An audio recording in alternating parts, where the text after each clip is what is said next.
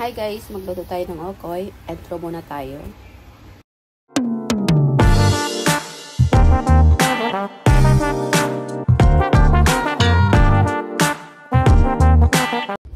Ayan, start na tayo. Meron tayong carrots. Isa lang yan. And then, kalahating pumpkin. Ayan.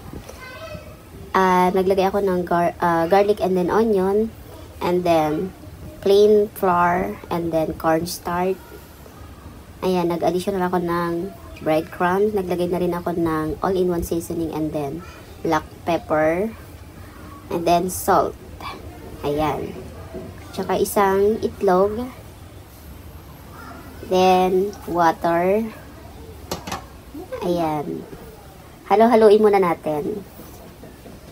Para may mix yung mga ilagay natin. Ayan. Naglagay ako ng 1 cup na water.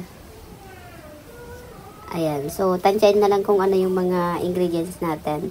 Yung salt at saka yung pampasarap para hindi maalat. Ayan. Haluin natin mabuti. Ayan. Di siya mahalo-halo mabuti to. So, kukuha ako ng sandok. Yung mas malaki. Ayan. Haluin natin mabuti. Kulang pa yung water niya. So, mag-a-add pa ako.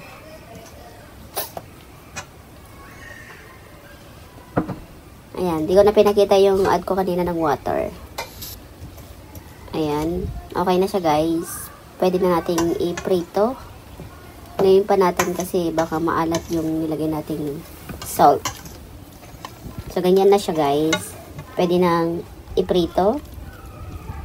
Ayan. So, nagmabadali si Anday kaya binilisan ko nagluto kasi wala na akong oras kasi pupunta kami sa baba. Ayan, lutuin lang natin hanggang mag-golden brown. Ayan. Baliktarin na natin. Ayan, ayaw mabaliktad. Ayan, baliktarin natin para may maluto na sa ibabaw.